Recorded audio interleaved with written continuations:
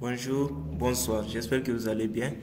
Et là, nous retrouvons dans la troisième partie. Nous sommes à la troisième vidéo de notre formation de la création des logiciels de gestion des finances personnelles. La dernière fois, on avait fait un peu le parcours de ce que nous allons créer. Et là, nous allons initialiser le projet. Là, je vais ouvrir le projet. Je vais ouvrir d'abord Windev, je me connecte, je mets mes identifiants et je me connecte. Voilà.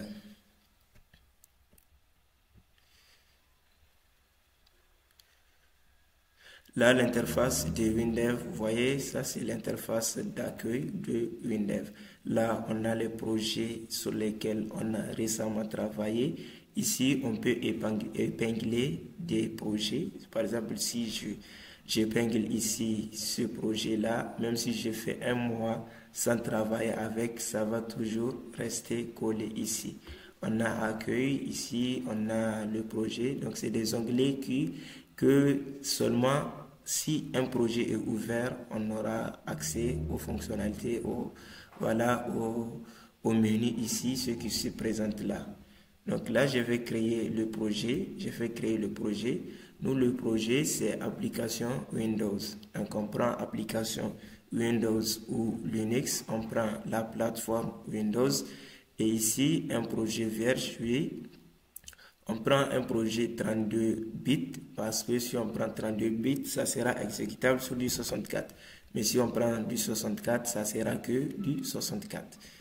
Je fais suivant et là on met le nom du projet. Je mets quoi? Je vais mettre quoi? Finance personnelle. Je vais l'appeler quoi? Je vais l'appeler quoi? Ou bien je vais l'appeler My Money. Voilà. Moi je l'appelle My Money. Vous pouvez l'appeler comme vous voulez. Je fais suivant. Utiliser le GDS? Non. Donc le GDS, c'est à utiliser quand on travaille en collaboration avec une équipe. Donc c'est là on peut utiliser le GDS, héberger le projet dans le GDS et chaque membre de l'équipe peut travailler et envoyer les modifications. Moi je fais ne pas utiliser. Et la charte de programmation, pour ceux qui ne le savent pas, c'est juste une manière d'organisation du code. Par exemple, si on utilise la charte de programmation graphique, la charte de programmation standard, ça va, quand on aura des fenêtres, ça va les préfixer par FEN. On aura des états, ça va les préfixer par état et ensuite le nom de l'état. Si c'est des requêtes, ça va préfixer par rec et ça va, voilà. Vous voyez, donc c'est une manière d'organiser un peu le code. Dès qu'on voit des recs, on sait que les préfixes restent, on saura que c'est des requêtes. Là, je fais oui, utiliser. Là, on prend un gabarit. Voilà, donc là, moi, je prends du noir. Hein. Je pars sur du noir. Là, les langues, on peut ajouter. Moi, je laisse seulement sur du français. Oui, nous allons créer une nouvelle base de données. Nous, notre base de données n'est pas une base de données existante. Donc là, nous allons faire une nouvelle base de données. Et là, je fais suivant. Maintenant, ça me dit le nom de la base de données. Ça, c'est l'analyse. Donc, le nom de la base de données, par défaut, c'est le nom du produit. Vous pouvez laisser ça ainsi, mais vous pouvez aussi le modifier. Donc moi, je les laisse là, mais ça n'aura pas de conséquences ni de problèmes si vous modifiez ça. Là, on prend HFSQL classique. Là, on peut prendre HFSQL client server sur notre application qui sera client server, mais moi, c'est juste une petite application qui sera installée sur ma machine et je vais travailler avec. Là, je fais HFSQL classique et je fais terminer. Et là, ça crée le projet. Vous voyez, dès que ça a fini de générer le projet, ça va me proposer de créer une table. Là, il faut noter un peu le vocabulaire de Windev. Donc là, vraiment, on se trompe surtout des fois. Surtout, on est habitué à d'autres systèmes de gestion de bases de données. On va appeler les tables, les tables, les tables. Donc là, en Windev, c'est les tables, on appelle fichiers de données. On les appelle des fichiers de données. Ce n'est rien d'autre que des tables avec MySQL et autres. Mais là, en Windev, on les appelle des fichiers de données.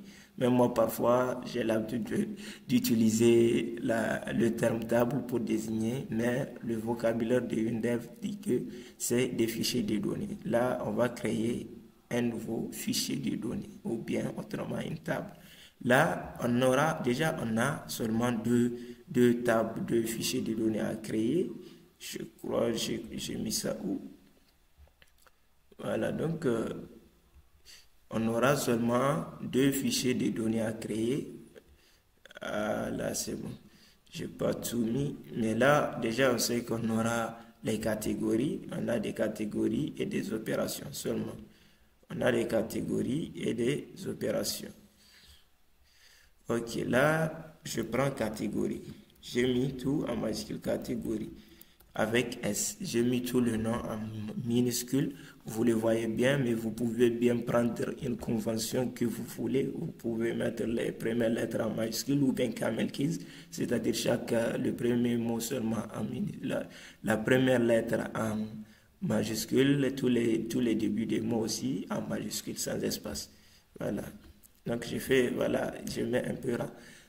Identifiant automatique. Là, il faut toujours laisser. Donc, ça va créer un ID catégorie. Ça va juste créer un ID suivi du nom du fichier de données. Voilà. Et l'ID, ça sera la clé primaire. Et on n'a pas à gérer ça. Ça va s'incrémenter automatiquement. Je fais suivant. Et là, dans une base de données HFSQL ici, classique, puisque même au niveau de la base de données, on a pris HFSQL classique. Mais on peut créer des fichiers de données client-serveur. Là, je laisse sur lui, classique. Et voilà, on continue. Et là, déjà, ça m'affiche ici pour que je complète avec les rubriques. Voilà, dans les bases de d'autres bases de données, on les appelle des propriétés ou bien des attributs. Et là, avec WinDev, le vocabulaire, c'est rubrique. Donc, on va créer les rubriques. Donc, les rubriques, déjà, on a le ID, c'est juste la catégorie. Donc, catégorie. Donc, c'est ça, libellé catégorie ou bien non catégorie, vous pouvez le mettre. Mais moi, j'ai l'habitude de mettre ainsi catégorie sans S. Voilà. Donc, et ici, on prend texte parce que c'est des catégories. Par exemple, la catégorie revenu, catégorie habillement, catégorie. Donc, c'est ce qu'il faut. Ici, on doit spécifier le nombre de caractères. Donc, pour ne pas avoir de contraintes beaucoup, moi, je mets catégorie de type détail 75. Là, c'est vraiment le nombre de caractères. Si vous savez que vos catégories ne vont pas atteindre ça, ça ne sert à rien. Mais au début, voilà, quand on jouait surtout sur ça, il y avait surtout des problèmes de stockage. Mais là, vraiment, la technologie a atteint un niveau où on a dépassé ces genres de contraintes. Même si on met jusqu'à 300, ça va toujours supporter. Mais il ne faut pas juste gaspiller des ressources si vous savez dorénavant que ça ne va pas atteindre ici la taille que vous avez fixée là. Là, moi je fais OK. Donc là, on a notre fichier de données qui est créé, autrement appelé table. Voilà. Ici, vous voyez, ça nous propose directement de créer une fenêtre. Parce que sur le projet, généralement, c'est pour WinDev crée des projets de gestion, des applications de gestion. Donc, on crée des tables et lui, il nous propose déjà de créer des fenêtres. Non, moi, je vais faire fermer. On n'a pas fini avec la base de données. Et comme je vous l'ai toujours dit, il faut toujours travailler la base de données. Et si la base de données est bien faite au niveau des fenêtres, au niveau des codes, on n'aura pas de soucis vraiment, on n'aura pas de va-et-vient à faire surtout. Je fais un nouveau fichier, voilà, je continue ici. Bien sûr, si par exemple vous avez déjà créé un fichier de données qui s'appelle opération, exactement ce que nous allons créer, vous pouvez l'importer directement. Donc là, moi, j'ai dit créer un nouveau. Je mets opération. Je ne sais pas si c'est un mot réservé de WinDev ou pas. En tout cas, si c'est un mot réservé de WinDev, il ne va pas accepter. Par exemple, vous mettez, par exemple, qu'est-ce que je veux mettre? Vous mettez, par exemple, si, ici, normalement. Si, ça ne devrait pas passer. Je fais ainsi. Vous voyez, ici, le nom est un mot réservé du langage SQL. Vous voyez, si, ça ne devrait pas passer. Donc, il y a des mots qui ne vont pas passer. Par exemple, et aussi le mot classe. Voilà, classe aussi, c'est un mot réservé. Donc, Tant que vous n'avez pas des mots réservés, opération, je ne sais pas, je fais juste suivant, je mets opération, l'identifiant, je le laisse, je fais suivant, donc c'est pas un mot réservé et on appuie passer. Voilà, sur les opérations, on a quoi? On a la date de l'opération, après on a la date, donc j'ai mis ainsi, date opération. La date de l'opération, on va prendre quoi? On va prendre des types date. Donc des types date, mais nous, ce que nous on aimerait bien avoir, c'est la date et l'heure juste à côté. Donc quand je mets ici, je peux faire ainsi, date, heure. Voilà, juste pour que ça soit par l'endroit qu'on voit le nom de la rubrique, on saura que c'est de type date, heure. Et ici, déjà, le format, vous voyez, c'est AA, MMJJ. Donc, c'est le format des dates. Il n'y a pas l'heure ici. Donc là, il faut dérouler un peu et vous pouvez trouver date, heure, AA, MMJJ. Voilà, et l'heure. Voilà. Donc, vous prenez ça et vous continuez. Maintenant, on dit motif. Motif OP. C'est-à-dire ça, c'est juste une convention, une nomenclature que vous pouvez respecter. Par exemple, tous les rubriques d'un fichier de données, vous les suffixez par un peu le nom du fichier de données. Donc, ici, les types dates, ici, voilà, motif, on peut mettre quoi? On peut mettre ça. Voilà, on va juste écrire du texte au niveau du motif. Après motif, on aura quoi? Motif, on a déjà date, motif. Voilà, on aura entrée et sortie. Pour une, voilà, on aura entrée,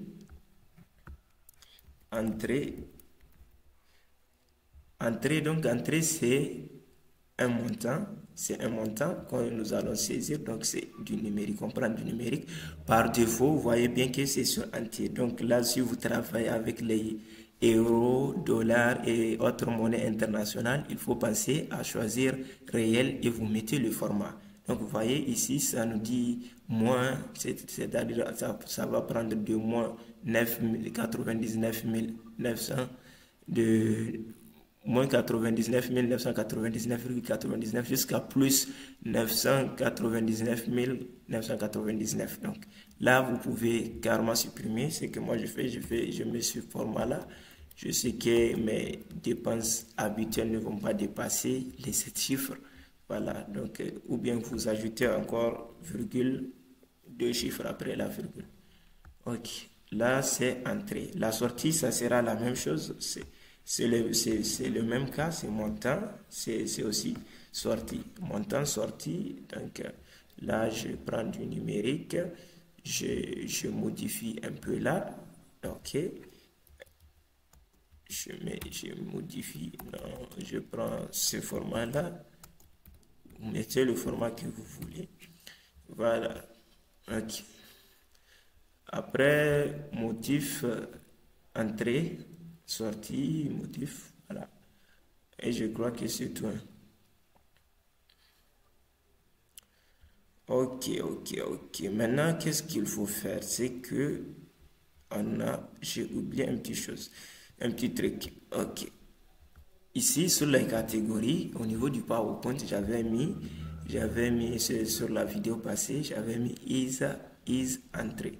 Donc, ici, une rubrique de type booléen qui va nous indiquer, voilà, qu'on va cocher si c'est entrée ou pas. Donc, dès que c'est pas coché, ça veut dire que la catégorie c'est une dépense, et si is entrée est coché, ça veut dire que c'est une entrée. Donc, on va juste l'ajouter. Ok, je vais ajouter is entrée.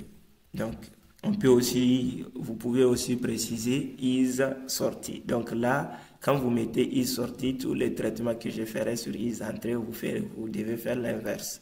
Parce que c'est ça. Si je cherche par exemple toutes les catégories de type dépenses, moi il suffit juste de mettre un critère ici sur is entrée à faux. Donc is entrée égale à faux. Donc là j'aurai tous les dépenses parce que l'entrée, ils ne sont pas des entrées. Là, mais vous, quand vous mettez par exemple is sortie, Donc, is sorti, quand vous devez avoir les dépenses, il faut que is sorti soit vrai pour avoir la liste des dépenses. Ok. Là, maintenant, il faut modifier un peu. Il faut mettre booléen. Donc, les booléens, vous pouvez mettre booléen. Donc, ça va prendre deux valeurs seulement, 0 et 1.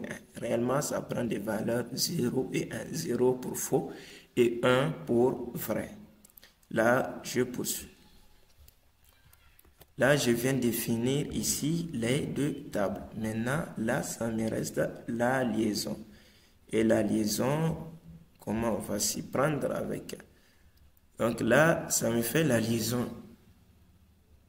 La liaison, ça reste la liaison. Opération et catégorie. Ce qu'on a, c'est qu'une catégorie, ici une catégorie, bon, une opération plutôt, une opération appartient à une seule catégorie. Une opération appartient à une seule catégorie.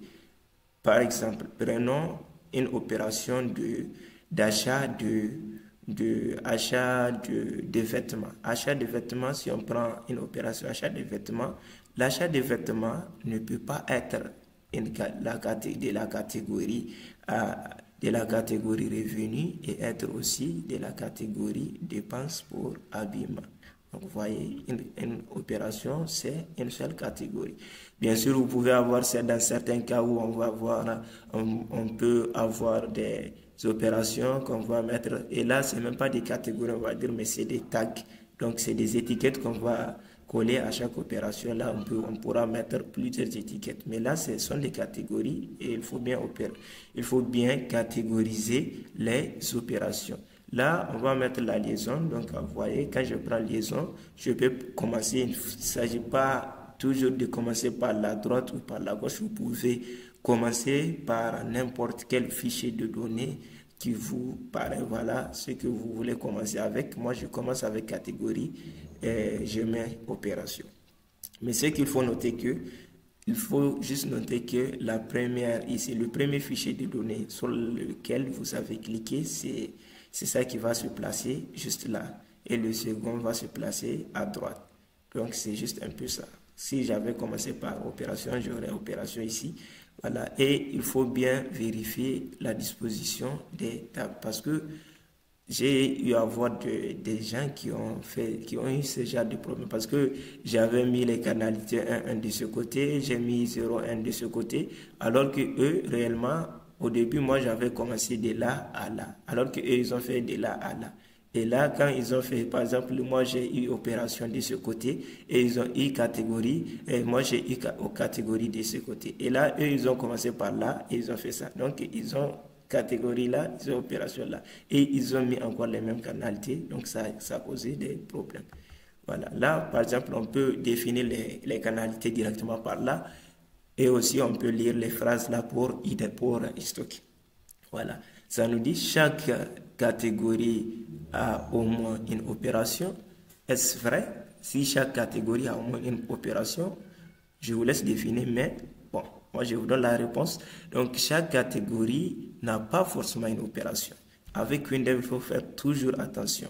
Même si vous savez que chaque catégorie doit avoir une opération, déjà, ce n'est même pas le cas. Mais aussi, même si ça sera le cas, chaque opération, vous voyez déjà par exemple, on peut créer une catégorie, on peut créer la catégorie revenu alors qu'on n'a pas encore enregistré des opérations concernant la catégorie revenu. Donc ça existe bien des catégories qui n'ont pas d'opération. Voilà, donc il faut mettre ici non. Ici, chaque catégorie doit avoir au moins une opération, je dirais non. Et là, chaque catégorie peut avoir plusieurs opérations, oui. Donc, par défaut, c'est déjà oui, mais il faut juste lire les phrases et comprendre. Et c'est très, très important. Il ne faut pas jouer avec la base de données. C'est ça le logiciel. Si la base de données réussit, c'est tout votre logiciel qui réussira. Et si la base de données a échoué, vraiment, vous pouvez dire adieu à votre projet parce que vous pouvez créer le projet et vous commencez à avoir des problèmes de gauche à droite. Voilà. Donc là, chaque opération a au moins une catégorie. Là, il faut préciser oui. Nous, on ne fait pas d'opération qui n'a pas de catégorie. Par exemple, on veut enregistrer une opération sur revenu, donc revenu du mois. on veut ajouter une opération pour ajouter ça au niveau des entrées pour dire que c'est revenu du mois, alors que revenu du mois n'est pas défini par là. Là, il faut aller au niveau des catégories, définir et revenir. Voilà. Ça, on doit percevoir ça, on peut percevoir ça comme voilà, comme un travail, mais c'est là qu'il faut faire. Il faut toujours avoir la cohérence des données. Là, on ne peut pas d'opération sans catégorie, vraiment. Et ici, chaque opération peut avoir plusieurs catégories. Chaque opération peut avoir plusieurs catégories. C'est ce que je vous disais. Non, nous, chaque opération n'a qu'une seule catégorie. De un, une opération ne peut pas exister, on ne fait pas d'opération sans catégorie. Et de deux aussi, on n'a pas d'opération avec plus d'une catégorie. Donc, il faut préciser là. Non, ici, chaque opération peut avoir plusieurs catégories. Non, donc c'était déjà sur non. Vous voyez, donc ce que ça dit 1, 1. Ici, c'est 0, 1. Ça veut dire qu'on aura des catégories qui peuvent ne pas avoir d'opération et on aura des catégories qui peuvent avoir jusqu'à plusieurs opérations. Et là, le 1 dit, on n'a pas. Chaque catégorie doit avoir une catégorie au minimum et au maximum, une catégorie. Et là, je fais suivant. Maintenant, ça me dit que il va prendre un ID ici, ça prend la clé primaire et le ID c'est ça la clé primaire et ça me dit que ça va migrer ça ici, ça va nommer, voilà, il va nommer la rubrique des liaisons ID catégorie. Donc, mais pour mieux référencer, donc vous pouvez laisser ça ID catégorie et c'est même ce qui est conseillé déjà parce que dans votre table opération, vous avez ID catégorie, vous savez directement que ça fait référence à ID. Mais si vous modifiez, mettre autre chose, vous n'allez pas vous retrouver. Je mets suivant et là c'est vraiment intéressant. Donc là, c'est une partie vraiment qui est importante parce que ça va jouer sur la cohérence des données. Là, c'est des règles de suppression et de modification. Les règles de suppression et de modification. Par exemple, là, on a la règle de suppression d'une catégorie. Déjà, on sait qu'on a toutes les opérations qui sont liées à des catégories. Maintenant, ça nous dit si on aimerait interdire la suppression d'une catégorie qui a des opérations. Par exemple, je dirais la catégorie habillement, donc habillement, dépense habillement. Et on aura des opérations, on a déjà enregistré des opérations de type ou bien de la catégorie dépenses habillement. Par exemple, prenons 5 enregistrements qu'on a fait. Donc 5 enregistrements de type j'ai dit toujours, donc des catégories habillement. Donc là, on peut interdire la suppression d'habillement parce qu'on a des opérations concernant cet habillement. Soit on laisse ça, on interdit qu'on puisse supprimer, ou bien il y a la deuxième option qui est ici. La deuxième option, c'est quoi? C'est supprimer la catégorie et toutes ces opérations. Ou bien vous supprimez catégorie habillement et toutes les opérations concernant type habillement vont se supprimer en cascade automatiquement. Là, c'est pour préserver vraiment la cohérence des données. Là, on va laisser sur ça, sur la suppression. Donc, dès qu'on supprime la catégorie habillement, toutes les dépenses concernant, toutes les opérations concernant habillement, ils vont disparaître. Mais là, on va contrôler aussi un peu pour ne pas supprimer. Donc, c'est juste que on aurait juste pu mettre ça, mais on aura des messages de la base de données. Mais avec ça, on peut personnaliser un peu les messages. Et là, les règles de modification, là, vous n'allez même pas y toucher parce que vous utilisez des identifiants automatiques. Quand vous utilisez des identifiants automatiques, cette partie n'est même pas intéressante parce qu'on n'aura pas à jouer sur ça. Parce que vous avez ici, règles de modification d'un catégorie. Si on modifie la clé primaire, l'ID d'un catégorie. Par exemple, on a ici revenu catégorie, par exemple, une opération achat de chaussures qui a un ID catégorie 1 parce que par exemple l'ID catégorie 1 correspond à habillement et maintenant on modifie le ID là, le ID catégorie qui est égal à 1, on modifie ça à 2 alors qu'ici on a des opérations qui ont des ID catégorie à 1. Là maintenant c'est le 1, on modifie à 2. Donc là, c'est ça les règles qui vont s'appliquer. Soit on interdit la modification, ça veut dire que si on a des catégories, avec, par exemple, on prend habillement qui a catégorie 1, on a des opérations avec catégorie 1, on peut interdire qu'on puisse modifier le ID pour le passer à 2 ou autre, ou bien on peut faire la modification et toutes les opérations qui sont liées, toutes les clés qui sont liées. Ça veut dire que ça met le ID 2 ici et ça parcourt tous ceux qui étaient à 1, ça les met à 2. Là, c'est la base de données, vraiment, c'est des trucs qu'il faut comprendre. Et je fais suivant, je fais terminer. Et là, notre base de données a été bien. Ici, c'est bien, on a créé notre analyse. Et là, l'analyse, c'est pas créée physiquement, mais on a schématisé. Pour la créer physiquement, vous pouvez passer par là juste en cliquant sur générer, mais aussi vous pouvez juste fermer l'analyse. Vous faites fermer l'analyse, vous enregistrez. Voyez, après, ça va vous demander de synchroniser le projet. Donc là, en synchronisant, ça va créer la base de données. Ici, la base de données existe déjà. Et il faut noter qu'à chaque fois quand vous modifiez un peu l'analyse, vous touchez juste un petit peu l'analyse, ça fait une synchronisation pour un peu mettre à jour les fichiers existants, les fichiers des données qui existent réellement. Oui, je fais oui. Voilà, et ça va générer le projet. Voilà. Donc, si ce n'était pas la première fois, vous allez avoir une petite fenêtre là qui va vous assister en vous affichant les changements que vous avez fait et ce qu'il va appliquer. Et là, c'est bien. Et là, on peut retourner aussi sur l'analyse pour voir de quoi ça retourne. Donc là, c'est tout ça, l'analyse. Voilà, donc j'espère que la vidéo vous aura plu. N'hésitez pas à vous abonner, à commenter et à partager.